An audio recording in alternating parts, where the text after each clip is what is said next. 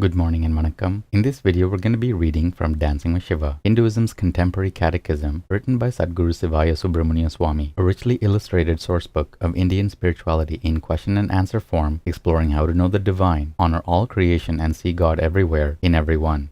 Today's lesson is lesson 1, and we'll begin by reading the caption to the facing image. Seated by a lotus pond, symbol of his quieted mind, a seeker intones Om Namah Shivaya on his mala and contemplates his destiny, which blossoms as naturally as the flower he holds. Behind are depicted past lives that brought him to his maturity. Lesson 1. Who am I? Where did I come from? Shloka 1. Rishis proclaim that we are not our body, mind, or emotions. We are divine souls on a wondrous journey. We came from God, live in God, and are evolving into oneness with God. We are in truth the truth we seek. Om. Bhashya. We are immortal souls living and growing in the great school of earthly experience in which we have lived many lives. Vedic rishis have given us courage by uttering the simple truth. God is the life of our life. A great sage carried it further by saying there is one thing God cannot do. God cannot separate himself from us. This is because God is our life. God is the life in the birds. God is the life in the fish. God is the life in the animals. Becoming aware of this life energy in all that lives is becoming aware of God's loving presence within us. We are the undying consciousness and energy flowing through all things. Deep inside, we are perfect this very moment, and we have only to discover and live up to this perfection to be whole. Our energy and God's energy are the same, ever coming out of the void. We are all beautiful children of God. Each day we should try to see the life energy in trees, birds, animals, and people. When we do, we are seeing God Shiva in action. The Vedas affirm, he who knows God as the life of life, the eye of the eye, the ear of the ear, the mind of the mind, he indeed comprehends fully the cause of all causes. Om Namah Shivaya. Good morning and vanakkam. In this video, we're going to be reading from Living with Shiva, Hinduism's contemporary culture, written by Sadhguru Sivaya Subramania Swami. 365 daily lessons based on ancient Vedic laws, disclosing how to approach family, money, relationships, technology, food, worship, yoga, and karma to live a truly spiritual life. Today's lesson is lesson 156, and the topic is marriages of the spirit. Now you might ask, suppose a young married couple find that they don't like one another. Suppose they are not suited to one another. Well, they are, assuming the match was carefully determined according to the basic tendencies in the nature of each child, according to harmonious and compatible character delineations, and not as a forced marriage. The two children, being of the same basic tree, actually grow together in growing up together. This is an ancient ideal among Hindus and other peoples. Though it is not widely practiced in today's world, it may be in the future when society regains the inner understanding that dispels the misconceptions surrounding the subject. One of the most compelling aspects of a compatible child marriage is that divorce never even enters into the consciousness of these husbands or wives. In such a relationship, to think of divorce would be like thinking of cutting off your arm. You don't even consider cutting off your arm to solve a problem, nor do children who have grown up together in marriage consider divorcing each other. They have their children at an early age, and they grow up with their own children, so the whole family is closely knit.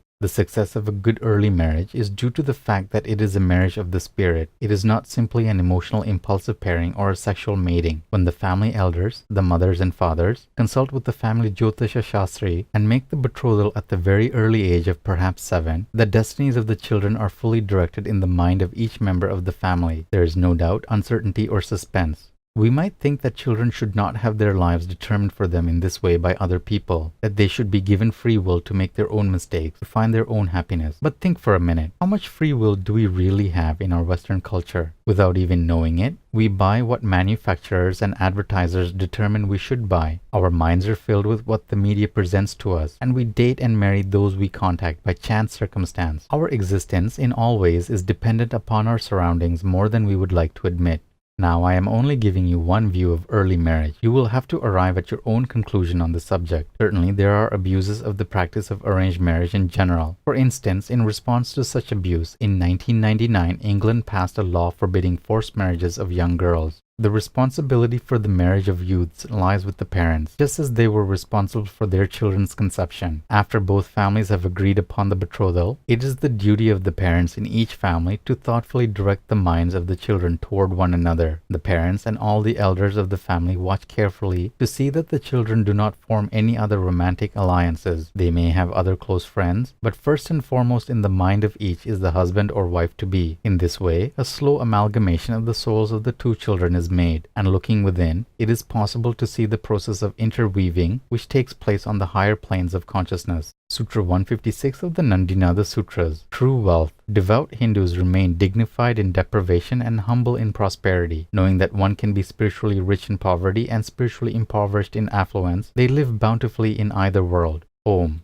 Good morning and vanakkam. In this video, we'll be reading from Merging with Shiva, Hinduism's Contemporary Metaphysics, written by Sadguru Sivaya Subramania Swami. 365 enlightenment lessons from a mystical master, revealing the depths of Raja Yoga, the clear white light, the states of mind, and the ultimate spiritual destiny of every seeker.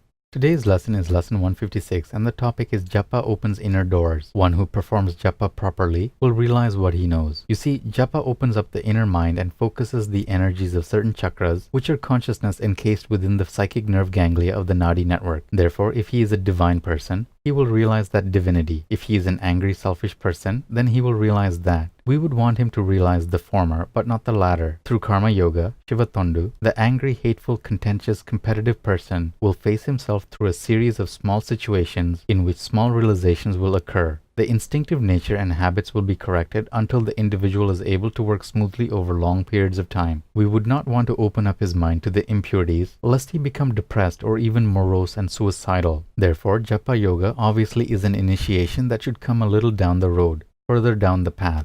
Generally, those who want to practice Japa Yoga and do have impurities working within them fall away from repetitive mantras very quickly, becoming a little afraid of what might happen if they are successful. Their own soul is watching after them in this early stage. Then there are those who are ardent, fanatical you might say, who want to get results in a limited period of time and have no sense of the consequences. They work tirelessly to do this. The wise guru would discourage much practice of intense mantras or meditating alone and would instead encourage Karma Yoga, giving to others, working for work's sake, serving for service's sake, not looking for rewards. Group meditations and group chanting are fine at this stage, as is temple worship until the purification process has had time to work its magic. In short, there are two kinds of Hindus, a majority who worship in the temples without a philosophical background, and those who do have such a background and take part in their religion, discussion of the higher knowledge and meditation upon it, feeling no need for the gods or for temple worship. The Panchakshara mantra, Om Namah Shivaya, the center of the Vedas, is the link between the two, between Siddhanta and Vedanta, because it makes the mind realize what it knows. Every Siddhantin knows a little bit about Vedanta and disregards it, and every Vedantin knows a bit about Siddhanta and disregards it. Through chanting Om Namah Shivaya, finally you will realize what you know, including what you previously disregarded, and that blends the two, makes the whole person. The Purusha becomes satisfied living in the physical body. The Jiva becomes Shiva.